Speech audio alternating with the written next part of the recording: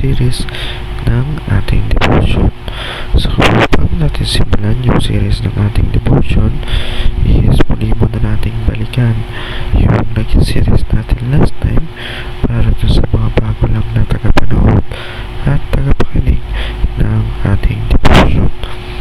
So yung naging series natin last time is 7 principles to achieve our God-given goal. So ang Diyos ay magbigay sa ating goal. So kailangan lang natin is alamin natin kung ano nga ba yung i-discover natin.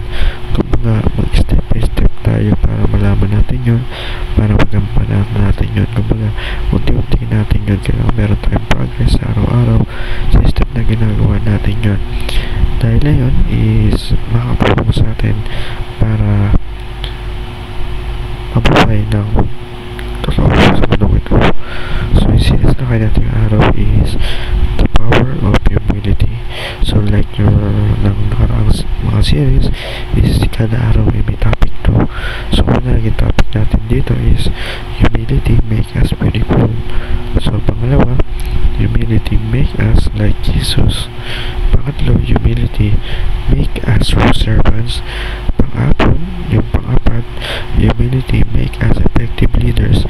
And sa ngayon, humility make us wiser every day. So magaya mo na ang topic natin sa pagiging humility is natutulungan tayo para maging isang wiser, kumbaga matalino sa araw-araw to hindi tayo mapahamak, kumbaga alam natin yung mga dapat na gawin and ano nga ba yung tama, kaya naging wiser nga tayo. So Bible na kayo natin yung araw is Mark chapter 43-45. So sabi dito, when pride comes, then comes disgrace, but when humility comes, wisdom.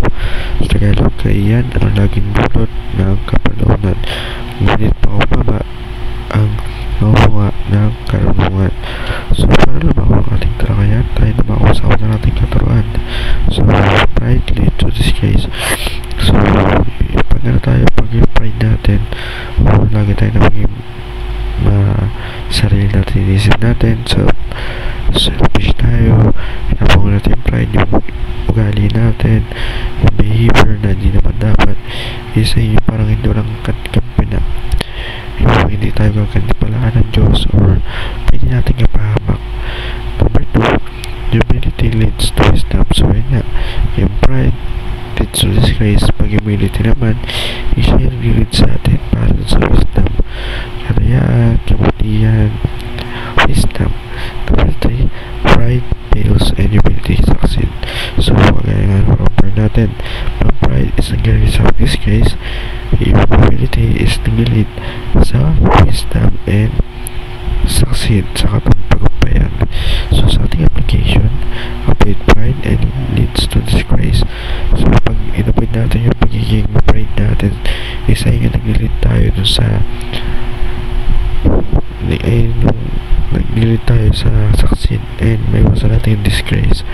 Number 2, be humble as it lead to wisdom. So kailangan po tayo mayabang, kailangan humble lang lagi tayo sa lahat-lahat. And sa last, keep on improving and lead to succeed. Kailangan magtagumpay tayo and kapag meron tayo humility is tayo magsasucceed and mag-improve tayo sa